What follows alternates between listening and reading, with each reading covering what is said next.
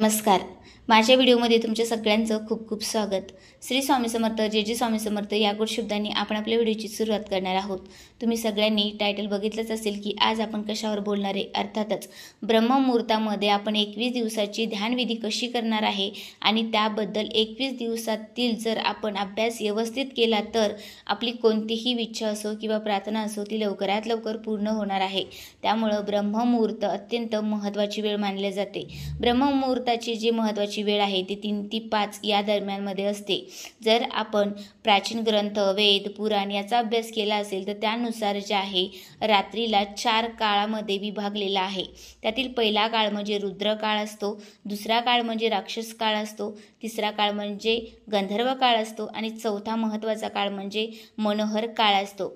जो रुद्रा काळ असतो तो संध्याकाळी 6 ते रात्री 9 वाजेपर्यंत असतो आणि जो राक्षस काळ असतो तो रात्री 9 ते 12 पर्यंत असतो आणि जो गंधर्व काळ असतो तो 12 म्हणजे रात्रीचे 12 ते 3 वाजेपर्यंत असतो आणि जो मनोहर म्हणजेच की ब्रह्ममुहूर्ताचा जो काळ असतो तो भोर म्हणजेच की 3 ते 6 पर्यंत असतो. आता ब्रह्ममुहूर्त म्हटलं तर ते 3 ते 6 पर्यंत येतं आणि ब्रह्ममुहूर्तामध्येच ब्रह्मांड आहे, त्यामध्ये दैवी शक्ती, सकारात्मक ऊर्जा, पवित्र ऊर्जा अनेक ज्या गोष्टी आहेत त्या वातावरणामध्ये मिसळतात आणि तिथूनच सकारात्मक ऊर्जा निर्माण होत असते. जर तुम्हाला सुद्धा यावेळेस जाग येत असेल तर अर्थातच तुम्ही उठून यावेळेस ध्यान, जप, तप केल्याने खूप चांगल्या पद्धतीने फायदा होतो. जेव्हा आपण या काळामध्ये ध्यान किंवा शुभक्रिया केली जाते तेव्हा सकारात्मक ऊर्जेसोबत आपलं नातं तयार होत असते.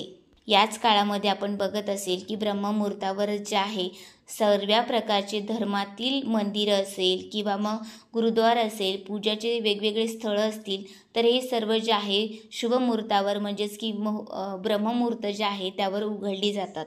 त्याच्या मागचं कारण म्हणजे हीच ती वेळ असते जिथे नकारात्मक ऊर्जा संपते आणि सकारात्मक ऊर्जा नवी शक्ती निर्माण होत असते. त्यामुळे या वेळेला खूप महत्त्व आहे. चला मग आपण बघणार आहोत की कशा पद्धतीची 21 दिवसाची विधी आपल्याला करायची आहे. ध्यानविधी करण्यासाठी आपल्याला काय करायचं आहे. सगळ्यात आधी म्हणजे आपल्याला रोज फक्त 10 मिनिटच ही क्रिया करायची आहे. जर आपण ही क्रिया केली तर अर्थातच 21 दिवसाच्या आत तुम्हाला याची रिझल्ट खूप चांगल्या पद्धतीने मिळतील. इच्छा किंवा प्रार्थना दोन्ही जरी असल्या तरी ती लवकरात लवकर पूर्ण होणार आहे. तर ही क्रिया करत असताना सगळ्यात आधी आपल्याला ब्रह्ममुहूर्तावर उठायचं आहे. नंतर आपल्या श्वासाला आपल्याला थांबून ठेवायचं आहे. त्यामुळे ज्याला बीपीचा त्रास असेल किंवा हृदय वगैरे संबंधित काही समस्या असतील तर त्याने ही विधी करू नका. कारण आपल्याला आपला श्वास जे आहे तिथे थांबून ठेवायचा आहे काही मिनिटासाठी.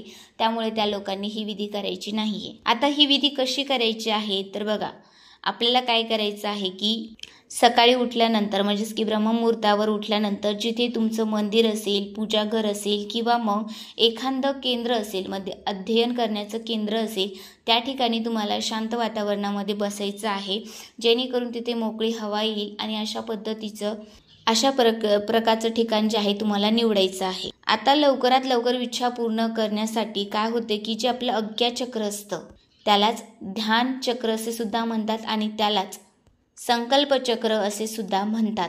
कारण हे संकल्प पूर्ण करत असते त्यामुळे हे खूप महत्त्वाचं ठरत असते. आपली इच्छा असो किंवा प्रार्थना असो पूर्ण करण्यासाठी आज्ञाचक्र ॲक्टिवेट होणं खूप महत्त्वाचं ठरते. आता उठ्ठाक्षणी जर तुम्हाला आंघोळ करणं शक्य असेल तर केली तर खूपच चांगली, नाही तर तुम्हाला तुमचा चेहरा, हातपाय धुवून घ्यायचे आहेत आणि ध्यान करण्यासाठी बसायचे आहे. ध्यान करत असताना पाठीचा कणा आपल्याला ताठ ठेवायचा आहे आणि मानसुद्धा सरळ करायची आहे. दोन्ही हात आपल्या गुडघ्यांवर ठेवायचे आहेत आणि ध्यान किंवा जप करण्यासाठी आपण जसं बसतो तसं बसायचं आहे. सर्वात प्रथम म्हणजे आपल्या मनाला आपल्याला शांत करायचं आहे. श्वासाची गती अगदी सामान्य झाल्यानंतर जिथे आपण टिकली लावतो किंवा एखादा टिळा लावत असतो तिथे आपलं ध्यान केंद्रित करायचं आहे. आता तुम्हाला लांब असा श्वास घ्यायचा आहे. नाकाद्वारे तुम्हाला लांब श्वास घ्यायचा आहे आणि तो आत असतानाच तुम्हाला तुमची कुलदैवत असेल किंवा मग ज्या देवाला तुम्ही मानत आहात त्या सगळ्यांचं धन्यवाद करायचं आहे आणि श्वास न सोडताच तुम्हाला तुमची इच्छासुद्धा सांगायची आहे.